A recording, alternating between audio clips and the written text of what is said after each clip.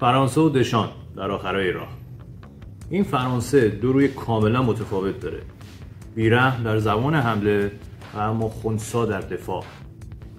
با وجود ستاره‌های گرون قیمت در خط حمله، عدم حضور امباپه حتی حس هم نشد و تیم با همون ضرباهنگ همیشگی روی چارچوب دروازه حریف موقعیت آورد و فقط کمی بدشانس بودن که نتونستن از موقعیت‌ها استفاده بکنن و گل‌های بیشتری رو به ثمر برسونن.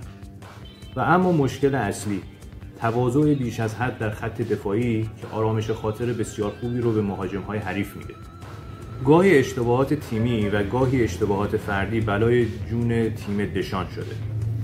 و اما یک خبر خوب، فرصت بسیار زیادی تا جام جهانی مونده و اونها این فرصت رو دارن تا مشکلات خط دفاعی حداقل دفاعی تیمی رو حل کنن.